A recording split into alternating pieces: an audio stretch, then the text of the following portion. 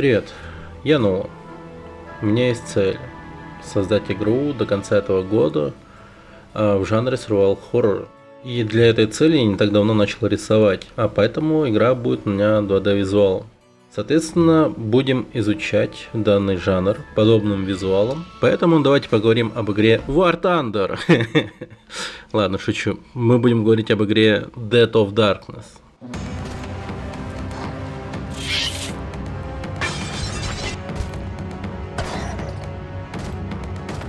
Что ж, давайте обо всем по порядку. Сначала поговорим про графику и стиль. Dead of Darkness — это микс визуальной дисгармонии, основной стилистика, грубый пиксель-арт, типа 34 на 64 пикселя, но некоторые элементы, например, портреты персонажей, как будто нарисованы другими людьми. Вообще создается ощущение, что разработчик Маркус Ньюверт делал основу сам, то есть вот пиксельную графику, а потом уже позвал друзей-художников нарисовать детали там персонажам, типа за банку пива. Ну и как результат это все выглядит очень странно, когда пиксельная графика пытается ужиться вместе с нарисованными персонажами в диалогах, и это вызывает какое-то раздражение, что ли. Не работает комбинация эта. Далее, сюжет и атмосферу. Сюжет здесь классический коктейль из тайн, культов, семейных проклятий на острове, где когда-то бушевали битвы между язычниками и колонизаторами. Теперь же правят потомки кланов Грэмов и Бруксов, и все это подается через тонны записок и диалогов. Цепляет, для меня нет, это как дешевый хоррор-сериал, знаешь, знаешь, типа все тропы протоптаны, но иногда и хочется смотреть, а что будет дальше, типа, интересно. Ну что ж, давайте-ка дальше поговорим про геймплей. Чем удивляет Dead of Darkness? Это его уникальная система улик и головоломок. То есть в этой игре важно читать всякие разные письма и там прочее. Письма тут просто они работают с геймплеем. В том плане, что когда ты подбираешь какое-то письмо, оно добавляется как улика, то есть там может быть код от сейфа или еще что. А в данном случае вот в этом футаже я вот показываю вам то, что я вот иду с огнетушителем к камину, потушу его, и там он скажет, что просто тут сажа, ничего нету, но если нажать на улику с оружейным шкафом, где было написано о том, что в камине есть потайной кирпичик, там будет ключ, то да, как бы вот раз все работает, мы получаем ключ. В общем, ближний бой тут даже имеется, и сама боевая система, она по большей части как в Resident Evil, то есть ты просто в танковом управлении в 8 направлениях бегаешь, то есть по изометрии типа, и стреляешь также, то есть целиться тут особо как бы не надо, просто в сторону врага стреляешь, и ты как бы и попадешь. Непонятно, как работает система критических попаданий и там прочее. В общем, у нас тут классическая в понимании Resident Evil survival horror в этом плане, да.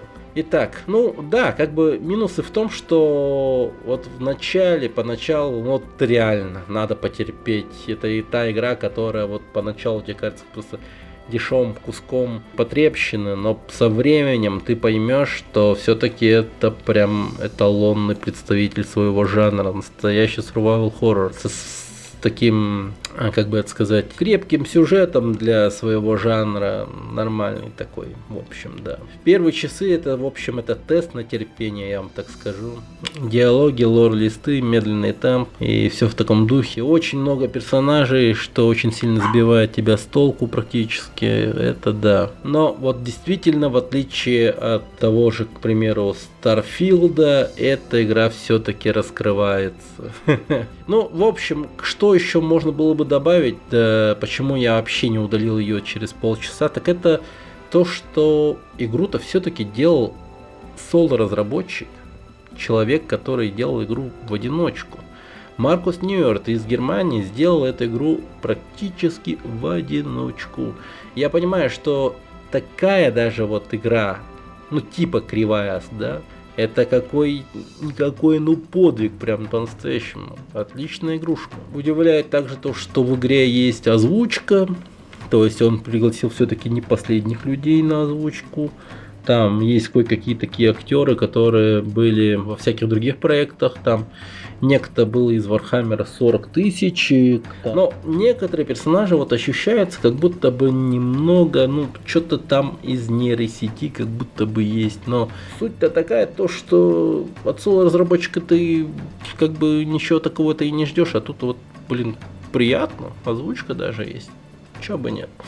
Ну и в общем, Dead of Darkness это игра с душой, но без бюджета. Вот так, да. Плюс это атмосфера ретро-хорроров, сложной головоломки в меру. То есть их прям сложными не назовешь, но тупящие люди будут тупить, я точно вам скажу. И попытка передать дух классики, ну, присутствует, это да.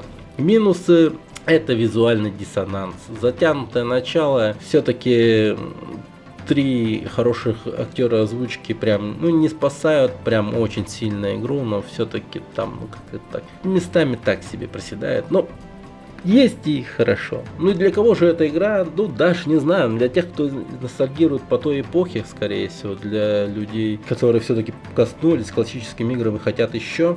Как для разработчика, вот для меня, то есть начинающего, это такой прям хороший учебник, материал, пособие, как можно сделать и чего делать не стоит, это да.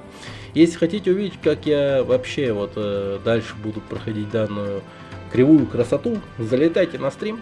Если же знаете другие инди-хорроры с душой, то пишите в комментариях, я обязательно поиграю в них. Вот подобные игры, да.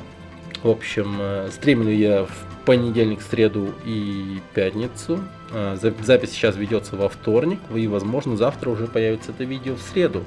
А каждую среду я делаю отчетность по созданию игры. Если что, игру только начал создавать, и это точно будет survival horror в 2D визуале. Как-то так. Ну и на этом все. С вами был Нолан.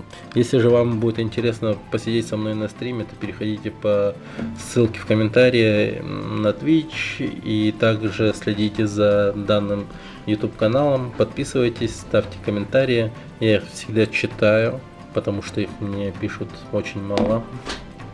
И на этом все. Всем пока.